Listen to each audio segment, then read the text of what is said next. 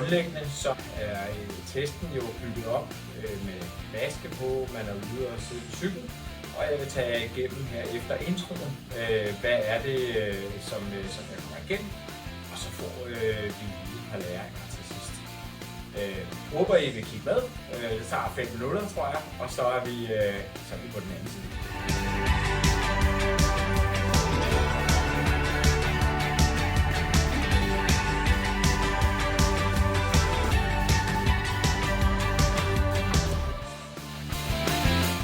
I dag tester jeg på cykel, på løbebånd og i styrke. Jeg skal have testet mit kondital.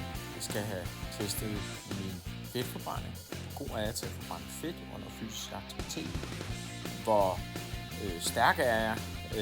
Og er der nogle særlige fokuspunkter, som jeg vil have stor glæde af at træne mere af på de næste 6 måneder, inden jeg skal køre Ironman i Brasilien.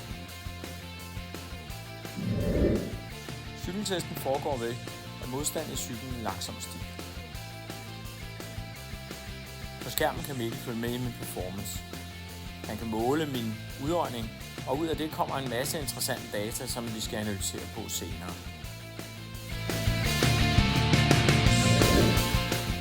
Selve cykeltesten tog over 20 minutter og blev gradvist hårdere og hårdere.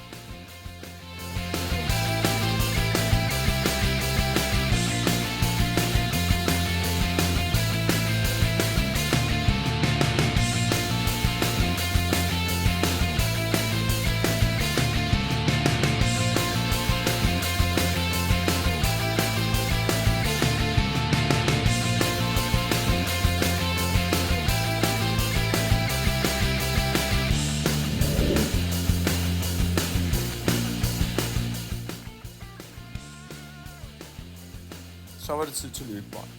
Pausen var ikke særlig lang, så jeg var allerede godt varm og klar til at arbejde hårdt.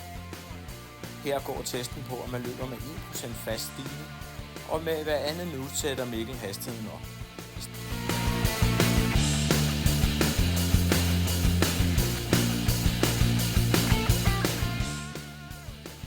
Også her er den samlede test lige over 20 minutter.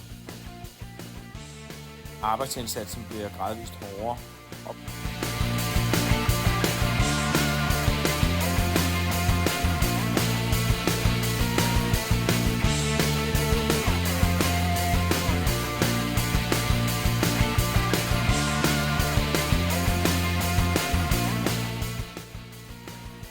dagens sidste opgave er en styrketest, hvor der måles både styrke, hastighed og en lige balance mellem de to ben.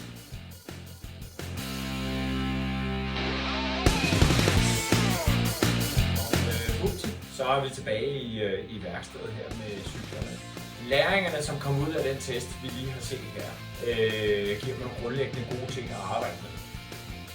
Noget af det helt vigtige her for mig, som jeg har lært i processen sammen med Mikkel, har været, at jeg har en fantastisk uniform. Jeg er rigtig, rigtig stærk på basistræning, på grundlæggende ting. Det giver mig jo en enorm mulighed for at arbejde udholdende.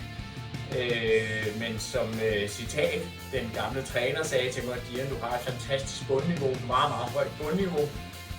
Men dit topniveau, det er sgu nok noget af det laveste. Og det kan jeg jo tage med mig i min træning. Det betyder jo blandt andet, at den træning, jeg skal tilrettelægge her de næste 4-5 måneder, skal indeholde rigtig meget pres mod de røde zoner. Den gule zone skal vi op og arbejde i, den røde zone skal vi op og være i. Og så skal vi finde nogle programmer, der hjælper mig med det. Jeg er jo heller ikke helt åben mere, og derfor er jeg også nødt til at finde ud af, hvor ligger jeg intervaltræningen. Og i udgangspunkt så ligger jeg den jo på cyklen, fordi det er der, hvor risikoen for skader er mindst. Jeg kan godt have noget tempo på løb, men man skal virkelig passe på ikke at gå